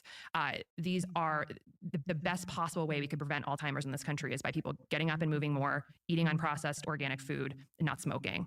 And unfortunately, you never hear that, right? This is a largely preventable disease that is skyrocketing right now. Is largely preventable. Largely preventable. Oh, yeah. Alzheimer's with simple, free lifestyle habits. Right now, Alzheimer's dementia, many researchers are calling it type 3 diabetes. Okay, we have type 2 diabetes, type 1 diabetes, type 3 diabetes, because there is such a link between metabolic dysfunction and the development of the disease. And you think about it, it makes complete obvious sense. The brain is 2% of our body weight, but it uses 20% of our energy because it's like a computer. It's high processing power, right? It's using tons of energy to make all these billions of neurons work, right? So 20% of our body's energy. Metabolic dysfunction is a problem with how our body makes energy because our cells are destroyed by our food and our environment. So you have a problem in the body systemically, like diabetes or pre-diabetes, that's an overt representation of our bodies not making energy properly. That is going to disproportionately affect the brain. Okay, so an underpowered brain is going to not be able to think properly, and that's what's happening in Alzheimer's. There's a neuroenergetic theory of Alzheimer's that creates the downstream issues that we talk about, like the plaques in the brain and things like that. These are responses to a fundamental issue with how the brain is powering itself. So we need to just all wake up and realize we need to support the cells of the body with the simple evidence-based habits that let us be metabolically healthy so our brain has the energy to do its work. So if dementia or Alzheimer's, I mean, there are many forms of dementia, correct? Yes. Okay. So, but if at least the big one is caused by metabolic dysfunction, is it conceivably reversible or slowable with changes to behavior? There are amazing researchers like Dr. Dale Bredesen, Dr. David Perlmutter, many others who have shown that we can reverse the symptoms of Alzheimer's with a healthier lifestyle. Dr. Dale Bredesen, who wrote The End of Alzheimer's, which everyone should read, It's the most effective reversal protocol ever conducted. What is it? He talks about how there's not one thing here, right? It's a breaking of the cells, and that can happen from a lot of different things in our environment. So he talks about like 36 holes in the roof that basically have to be plugged for the rain to stop pouring into the house, right? So it's not just one thing. We've got to check our vitamin D levels. We've got to check our insulin levels. We've got to get our B12 levels right. There's all these things that we know affect the cellular biology of our brain. And essentially, when you overwhelm the body too much and undernourish it, there's going to be breakdown. And so we have to examine each of these factors that we know is linked to dementia and then fix each one. And the path for you might be different for me, right? Some of those 36 factors might be fine in you, but not fine in me. And we might have different ones. So that's why personalized medicine is so important, because we have to understand, it's from all aspects of our environment that our cells are getting hurt. So we have to realize through testing and personalized medicine, which in our body are causing the problems. But by and large, the simple reality is if we're eating nutrient-rich whole foods, moving our bodies, getting enough sleep, staying intellectually stimulated, not smoking, and avoiding toxins, our cells are going to do a much better job of doing their work. The first chapter of when we get into plans is really guiding Casey Guides through a list of how to read blood tests. I got on a path a couple years ago when I had my regular cholesterol test. They said I was perfectly fine, showed it to her. She's like, this is blaring metabolic dysfunction. I go back to my doctor and they're like, oh yeah, it's really bad, but you're not treatable yet. You're not ready for a statin, so we just say you're fine. Like a key thing is actually Seriously? Yeah, so you get to treatable levels, and then when but we're brewing metabolic dysfunction. Everyone, especially people in their 20s, 30s, and 40s that are healthy, are brewing metabolic dysfunction. They're brewing those things. But my mom was told she was healthy by her primary care provider months before the cancer diagnosis because she was on 5 medications, which is less than the average American her age. Right? Well, these are all rites of passage, right? So I wasn't quite at the statin level. So a key thing, and we arm this with a book just with the free blood test, and then there's new services, this personalized medicine revolution where you can get 100 blood tests, companies like Function Health, or you can go to a functional medicine doctor who can order these tests. It's just a couple $100.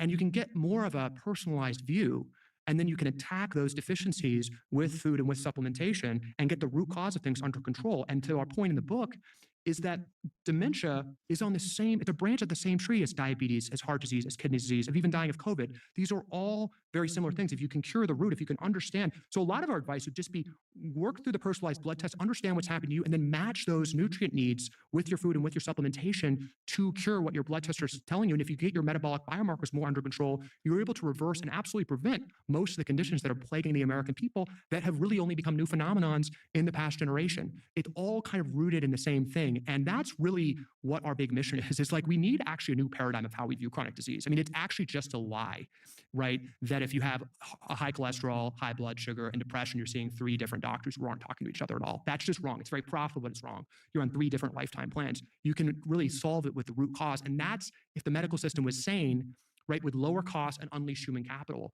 You know, we're debating on the margins right now on the left and the right about how to change page 300 of Medicare Part D.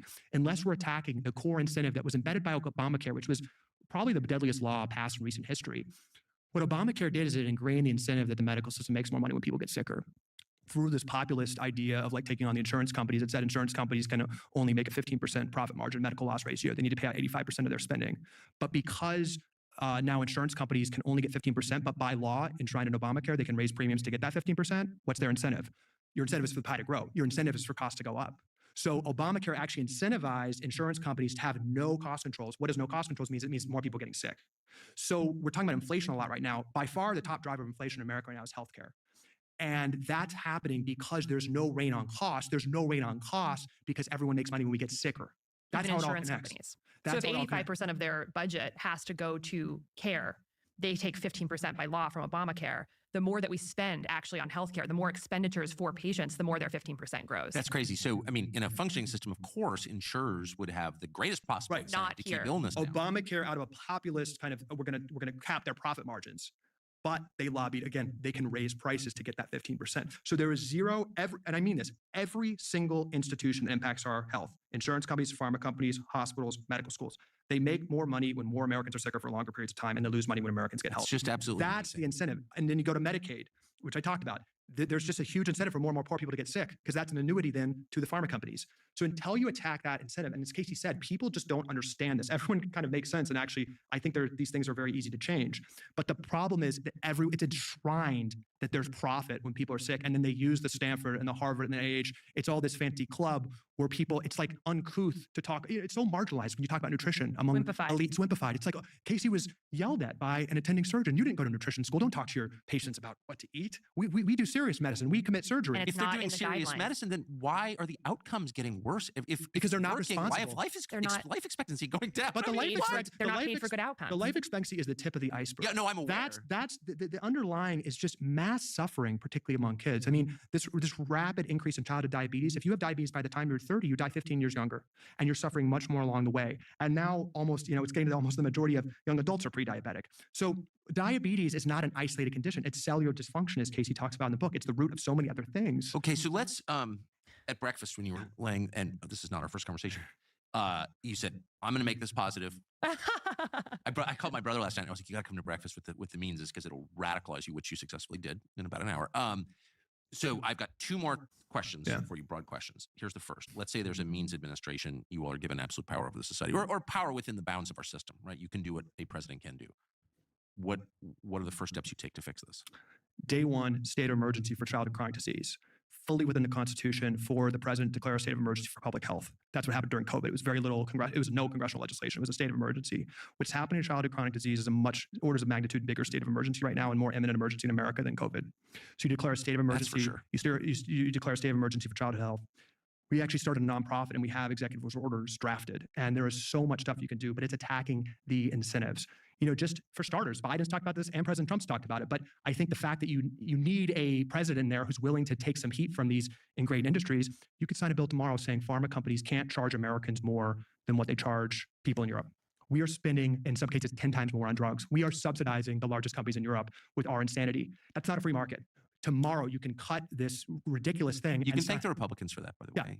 No, it's both sides. Paul Ryan and No, but the Republicans, I will say, as a lifetime Republican voter, but they provided the ideological cover for that, because they said, I was there when this happened, in Hillary Care, Obamacare, so between 1993 and 2011, they made this case consistently through their think tanks that it was a choice between socialism and capitalism. And if you were controlling costs, that was socialism. It's socialism for pharma to have Congress over a barrel and not. Oh, I'm very aware. It was the opposite of truth. I was working for conservative think tanks trying to make that argument. It's totally bankrupt. And actually, President Trump's talked about that. That's an executive order we can sign the first day. Sorry, I'm still mad about that. It's crazy. I cannot emphasize this enough how important it is just for medical leaders to cite the science. An executive order tomorrow could make it that USDA panelists cannot take money from food companies. What an idea. It can sign an executive order tomorrow that NIH grants can't go to conflicted researchers. 80% of them 80%. currently go to conflicted researchers. You could sign an executive order tomorrow that the FDA should stop being funded by pharma. 75% of their funding comes from pharma. 75% of the FDA's funding doesn't come from taxpayer, it comes from pharma. And there's a revolving door, as we all know, where people go from the FDA to pharma. institutions in the DC, as we both know, are built to grow. The FDA grows when the pharma's influence grows. The FDA should be an independent organization. It's not. That's an executive order tomorrow. So you just rob the conflicts of interest out of these things. Personnel. Assign doctors that we both know onto the USD nutrition panel and have the president, have the secretary of the treasury, because we're going bankrupt from healthcare costs, have the secretary of defense, because 77% of young adults aren't eligible to join the military. Have them say, we are not banning any company. We're not even giving public policy recommendations, but we are saying from a medical perspective that we should reduce ultra-processed food consumption among children. That is a medically valid statement, and medical leaders need to start telling the truth. And then public policy, I'm fine with the public policy chips may fall where they may. But the president, the secretary of defense, the head of the NIH, the head of the FDA should be saying the medical truth. The most important dynamic in America, I believe, is when a child or a parent is sitting across from their doctor at the first stage of metabolic dysfunction. They're shoved into a one-size-fits-all process right now where they immediately get on a pharmaceutical treadmill. The medical guidance comes from the NIH, the FDA, and their associated groups like the American Diabetes Association, the American Academy of Pediatrics. That guidance itself is corrupt and says that Ozempic, is the cure for obesity and statins and heart disease. Not that if a doctor was recommending the right things, we'd be a healthier country. So you just have to go after the medical guidelines. That would transform the country. The last one I'd say, just going after incentives, I think it's a huge deal that our information sources have been totally co-opted. Yeah. 50% of TV, 50% of TV news spending, coming from pharma is a huge deal. And why the hell is our media playing referee for defending pharmaceutical companies? Why are they suppressing? And silencing Why are they doctors? suppressing Yeah. any questions around that? That's a huge problem that our dominant information sources for the past generation have been able to be co-opted by an industry that, just as a statement of economic fact, profits from Americans getting sick. Just undeniable. Tomorrow, the president could sign. That was actually D2C pharma advertising was an executive order from Reagan. It could be an executive order tomorrow. It's actually beautiful. You would cut 50% of mainstream media revenue and be on the moral high ground. That's absolutely something. So stop recommending the bad stuff and stop subsidizing. There's also a host of things you can do before we get into any taxes, any bans, which I'm not even interested in talking about. Coke should exist, but it shouldn't be subsidized by food stamps. It shouldn't be recommended by the USDA as something okay for kids. It shouldn't be funded billions of dollars by the federal government, right? These things just shouldn't be incentivized and fun. So we have a whole host of executive orders to cut the recommendations, to cut the conflicts, and then cut the incentives for these When things. do we get to put the corrupt doctors in jail? So you go to the motivations a lot. I think, again, the systemic genius of the whole system is that it gives people plausible deniability. I would say, though, to add on to what Casey was saying earlier, that there's knowledge and we do need to start holding people accountable. Well, and your sister's like the perfect example. It's like I just so strongly identify with the world you grew up in because I know it so well. And you just you're the highest achiever in your neighborhood. And you find that the system you're living in is incompatible with your values. It's morally unacceptable to you, and you opt out. But you're the only one who opts out. So that raises questions about everyone who didn't opt out. I'm sorry, it does. I've got a dark stat for you. We talk about this in the book. The highest suicide rate of any profession in America is doctors. Really? And the highest burnout rate. So what I see with that is that working hard doesn't make you super depressed and suicidal. Missionaries aren't committing suicide. Right. Yeah. I'm working hard on this mission. I feel really good about it. Too. They actually had a New York Times article recently that identified what doctors are feeling towards soldiers. It's the same psychological dynamic that soldiers who get in the fight for the right reasons, but then are forced by their superiors to commit war crimes. It's actually similar. The New York Times compared doctors to Abu Ghraib, soldiers who were forced to do horrible things or felt like they were forced. That's, I think, what's happening to the medical profession is these are all good people. There's much easier ways to make money. We actually are this magnet that attracts the best and the brightest from all over the world. Agree. We saddle them with debt. They have no other skills, and then they have societal expectations from their parents and all these credentials, but they do feel trapped. So I hope, it's certainly inspiring to me, it changed my whole life, kind of learning from Casey's story. I hope more and more people realize that there's light moving away from the system. And I always go back to Elon. Remember when he said, you're speaking out about all these issues you care about, but advertisers are flocking away from you. And he goes, I don't give a fuck. Yeah. That's the attitude we need in the healthcare industry. We need some people with that type of attitude, because it's the same thing. It's all these children are dying, but what are you gonna? It's they're playing along with it. I'm talking to senior people at pharmaceutical companies and insurance companies. Everyone knows what's going on. It's it's hard. We don't know what to do. We need some leadership. But again, with simple executive orders, you can start changing these incentives. You can start changing them. No, you're right, and I think I'm too judgmental. And I participated in an enormously corrupt system for my entire life. So until I was fired. it wasn't half as honorable as you. Would you add anything to that? Yeah, I mean, I think what Callie's talking about with the incentives is absolutely key. Why is 75% of the FDA budget coming from pharma? But I think there's a couple other things we could also sort of do to really change things. I mean, one is that we need to stop recommending added sugar to 2-year-olds, 10% of our diet. So that's easy, right? Like the science supports that. And actually, when we were creating the 2020 to 2025 food guidelines for America, the medical advisory board to that panel said that we should absolutely reduce sugar recommendations from 10% to 6% of total calories. And it was rejected by the USDA, even though the doctors said to do it. So all these conflicts, we need to get the sugar out of that because then it'll get, we'll have better school lunches and we will not be telling parents that it's okay to give your kid 10% of their calories at 2 years old from added sugar.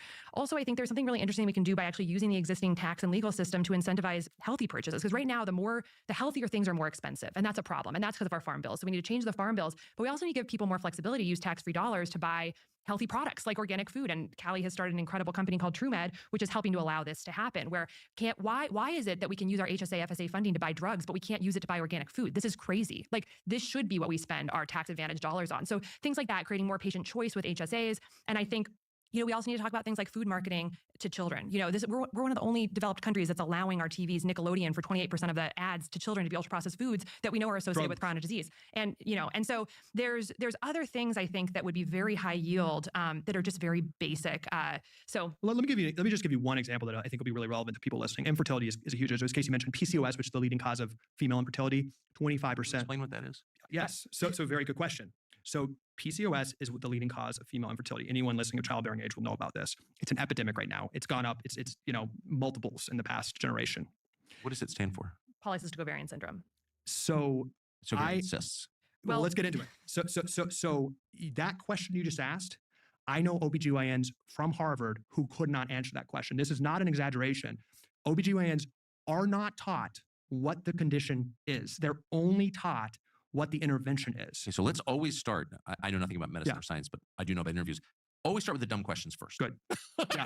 If you can't answer the dumb questions, I don't believe you. So when a woman, and many women listening will have PCOS and across their OBGYN, they're put on a cascading set of interventions that are pharmaceutical. Can you tell me what it is? Yeah, it's insulin resistance.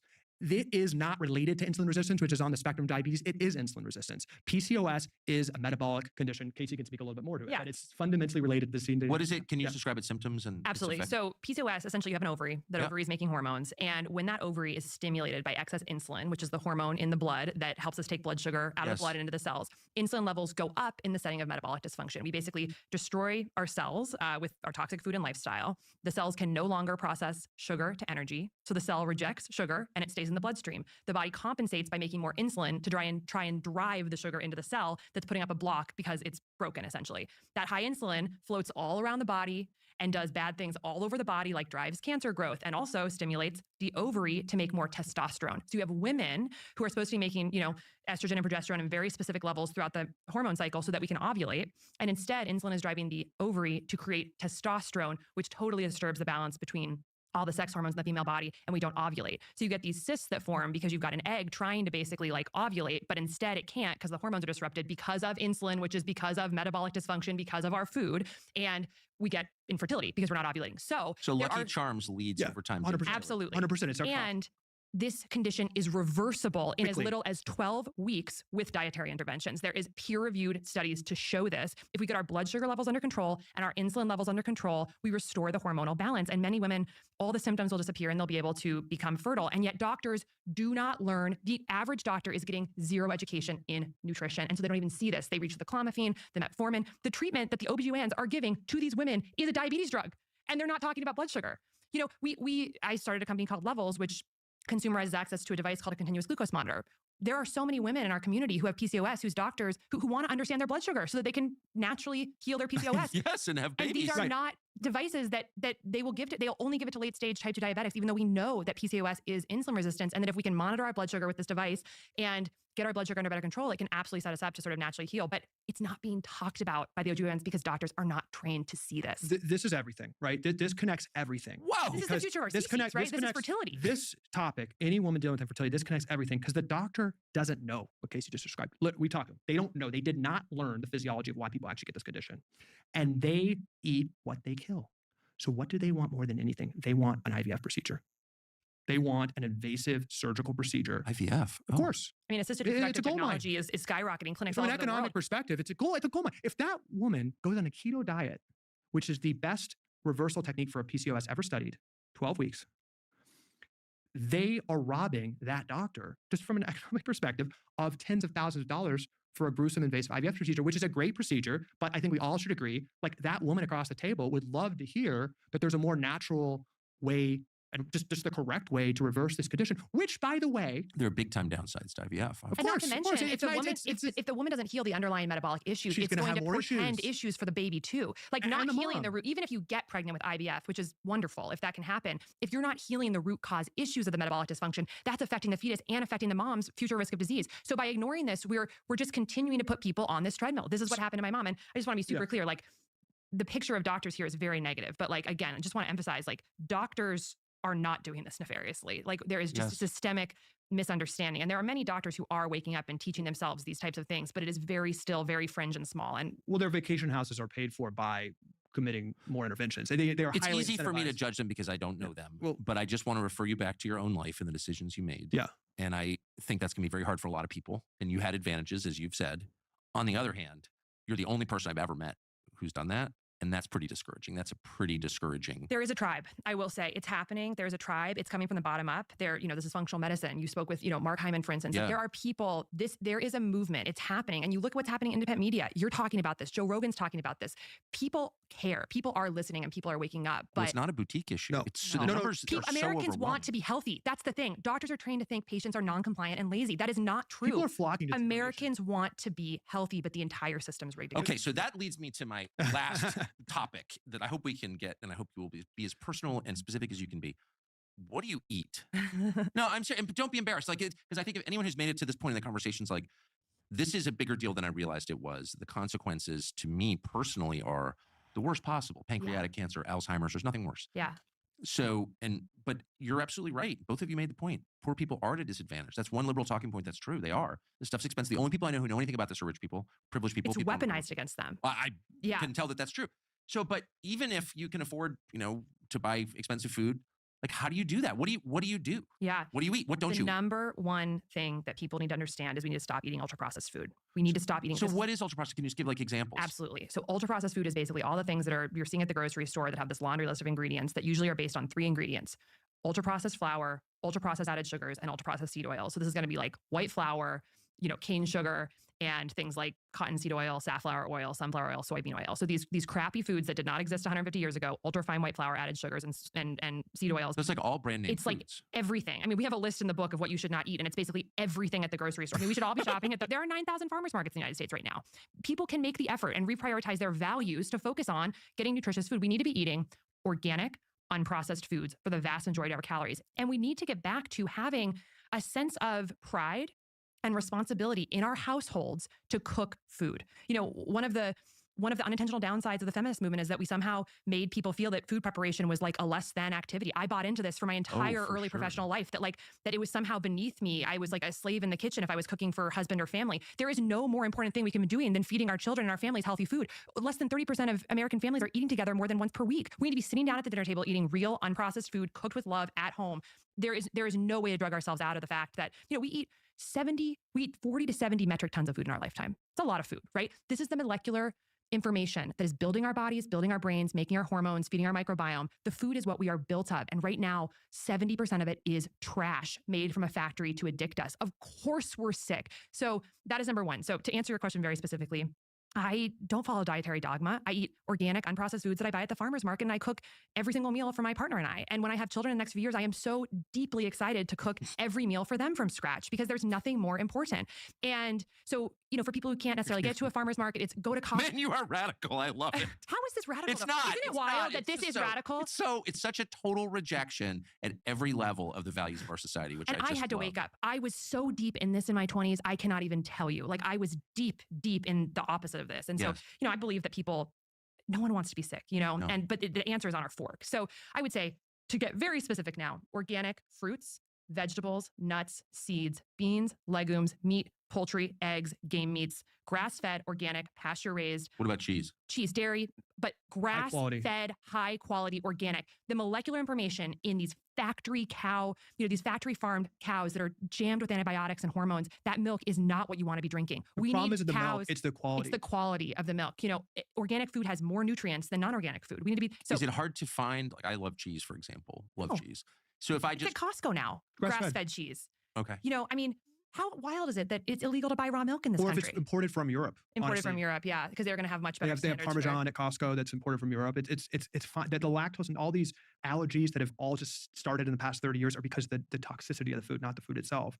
All these foods, anything that we ate, 10,000 years ago that we're evolutionary made to eat is generally fine. It's what's been done to the food. So, pasture raised, which has just been beef for all of history up until like industrial Raising farm. cows. It's like that just means they're outside not getting poisoned. raised as they know. They're eating grass. Now, most industrial farm meat, right? They're inside. They're have cortisol because they're so stressed, and they're eating GMO corn and soy. That impacts their biology. So actually, the factory farm meat has a much higher omega-6 content, whereas ones eating grass outside are omega-3, much more omega-3 fatty acids. Omega-6 is inflammatory. Omega-3 is not. So actually, and again, we go through this in the book, but just being on a path of curiosity about this, eating food how it's meant to be made and meant to be raised. The actual biology and makeup of the food itself is different when it's factory farmed. So when you're eating a traditionally industrial raised meat, you're much more inflammatory items are going into your body. So you just always need to strive. That's why we do think, and there's problems with the organic designations, but as much as you can get away from the pesticides being spread on this food, as much as you can get to how the food has been raised, for all of history up until a couple generations ago, because the way the food is manufactured and the stuff that is put on food is very corrupt. It's just not the case in other countries. So as much as you can get to how it's been made forever, the better. And that's why we say, and how if we were in charge of everything, I would fire and I truly mean this, I'm not joking, I'd fire every single nutrition scientist in the government. I'd stop every single, all this complicated nutrition guidelines. The point of the USDA putting out thousands of studies literally and all this guidance is to confuse people because they're bought off by the food companies. I'd replace it with one guideline, is that we need to, as a public policy matter, reduce ultra processed food consumption among children. where are you on sugar? Well, yeah. I mean, sugar is the amount of added sugar that we're eating in this country is astronomical. The average American is eating over 100 pounds of added sugar per year. In the 1800s, it was less than 5 pounds. So we are overwhelming our bodies with this material that is destroying our cellular health. Like all of that, the body has to do something with all that sugar, right? And so the body is primed, knows how to turn sugar into energy. That's what the mitochondria does. That's what metabolic health is. Okay. But if you're putting on, 10, 20, 30 times the amount of sugar, the substrate for energy that the body has been used to doing or can handle, you're going to gum up the system. You're going to destroy the system. It's too much work for the body. So what happens? We get dysfunction, we get metabolic dysfunction, we get prediabetes and diabetes. And where does all that sugar go? Sugar gets converted to fat. Okay. And so that's why we're all getting so heavy, in part because of all this excess sugar we're eating that has to go somewhere. It's literally converted to fat in the body. And so it's astronomical. And 50% of Americans now have a blood sugar disorder. This is back to ultra processed food. Okay. So liquid sugar in the form of a Coke, right? You chug one Coke, that's like the sugar of, 15 oranges, right? And the oranges have the fiber. So you couldn't even physically eat all of the whole food, unprocessed food, to get the sugar that's weaponized in those sugary drinks and all the things we're getting at Starbucks and all the things kids are drinking, even juice, which Michelle Obama is now supporting as sugar water. Fuzzy. Literally, she is now endorsing a promoting sugar water. for kids Because it's a better than soda option. but it's still high in sugar. So Why is she doing that? because she wants to make money. Oh, so she's like a flack for some sugar company. Oh, no. She partnered with a private equity company that specializes in junk food influencer partnerships. Actually? Oh, yeah. They're a private equity company that works on the Rocks energy drink and specializes in partnerships where high-level influencers partner to promote junk food. And she is the chief spokesperson and co-founder of Plezzy, which is a sugar water for kids. It has less sugar than soda, 'Cause so it's they can addictive. advertise that it's better than juice or It's sugar water. Kids should be drinking water It's a safer cigarette. and milk. What if Michelle Obama said that? What if Michelle Obama endorsed Stop water bottles? drinking sugar, water. Kids shouldn't be diabetes, drinking water. sugar. Like the fact that the USDA and Michelle Obama can't say that. Michelle Obama was right in the first year talking about food, but she was directly bought off. She was directly influenced by the food companies. John Kerry, Teresa Hines. There was a lot of people that got to Michelle. This is well documented, and she shifted everything to exercise. And the exercise group that she then partnered with was actually funded by ultra-processed food companies, and she shifted all to exercise and totally stopped talking about food. And to exercise. Well, anyone who's ever tried to lose weight knows that exercise is super important. It's good for you. Food. but you're not going to lose a time. Yeah. That's The crazy thing about the Calle talked about the soda and how it's weaponized. I really want to drive that point home. High fructose corn syrup, which is what's in a lot of these drinks, was invented in the 1970s. This is a brand new substance. And the invention of high fructose corn syrup, which is subsidized by the government through commodity crop farm bill subsidies to corn. So it's basically, we're giving the soda companies this cheaper product, which is then turned into high fructose corn syrup. Something interesting about fructose that we learned from bears who hibernate is that aside from other calories that you eat them and they cue satiety, with fructose, it's a very interesting molecule. It's found in berries. And when you have an animal who needs to go into hibernation, they need to pack on fat in their body, right? So before hibernation, you have to load your body with fat. Yeah.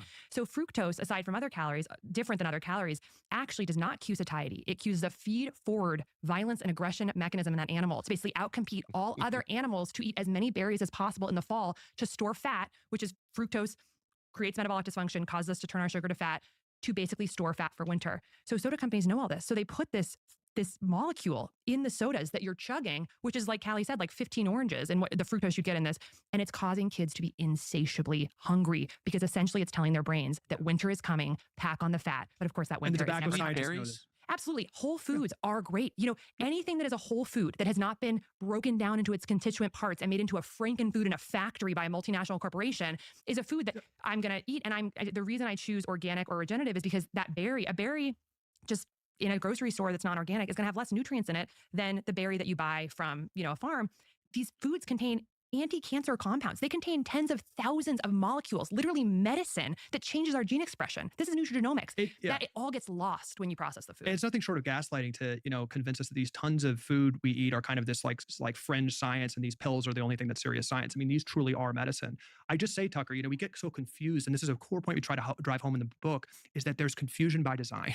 There's not an epidemic of people, I guarantee you, that are eating a 90% non-ultra processed food diet that have health epidemics. Like I don't care if you're carnivore or vegan, because if you're on that path of being curious for you and your family and taking that rebellion to actually cook and eat whole food, you're going to adjust. You're going to look at your blood tests and make certain it's different for everybody. But just as a public policy matter, as a spiritual matter in the country, we should be trying to engender more awe and curiosity about what we're putting on our bodies. Yes, that's and, right. and I want to be clear to everyone watching, this is not about lecturing you or your family to eat, any type of food. I'm making the point that there has really been something done to us. I don't think the American people are just a lazy, suicidal population where everyone wants, 94% of the No, country but that's wants to such be. a smart point. The curiosity, I had a weird it's been robbed childhood from with us. food. So I'm blaming my childhood, of course. Of course. I never really care about food, Wow. and I'll just, whatever's there, I'll eat it. Lowest common denominator type thing. I've always gotten fat every year. Have to slow down. You know what I mean? Mhm. My wife, who I've been with 40 years in September, same weight when I met her. She's really interested in food. She's not going to put something in her mouth that's not good for her. She knows what it is. She's always been this way since the mid 80s when I met her. And she's way healthier. And I feel my brother's the same way. Like they're interested in food. Yeah. Therefore, they're pretty healthy, actually. And it's the lack of curiosity. Like I never think about it. It's just pizza. Pizza's good. Like that's what I know. And the basic way to start with that curiosity is read labels, right? If I there's know. ingredients on a I package, have my reading class. well, not to you, but it's like it might be interesting for people to just look at labels, and if you cannot understand a word on that package, like what these ingredients are, if you can't visualize it, you probably shouldn't be putting. What it in food your do you body. think makes you feel best? Since we're talking about food, like what do you really enjoy eating when you eat it? And you're like, I feel great. This is actually good for me. I can feel that it's good for me. Well, I mean, for me, it's the freshest possible foods that I know the farmer and I got it from the farmer's market and Yeah. they're beautiful. And I think this is this sort of gaslighting. I think there's been this incredible dissociation. It's indoctrinated in us from childhood to not trust our intuition, right? Like to think That is we so have to true. give our power away because we're dumb and we're not smart. And it's built into every level of the healthcare system. I mean, in many American states, patients don't even own their healthcare records because basically doctors don't trust patients in understanding that they can understand. Legally, they don't own They their don't own them like the doctor or the hospital does, because we have so built in this idea that I never patients are thought not about smart that. enough to understand their own health. So from and this even plays into HIPAA and all these laws about patient privacy. It's like, we have to sequester. Have you ever tried to get your healthcare records? It's impossible, right? Because I don't know my own blood type, and I don't know anyone else who knows his own Right. blood type. That's by Why design. is by that? design, right? Because if you can That's so keep weird. Why people would you know your ignorant, blood type? because if you can keep people ignorant about their own health, then there's a power dynamic where you can sort of give them any solution. So this gets back to food, because I think a lot of this comes back to trusting our intuition.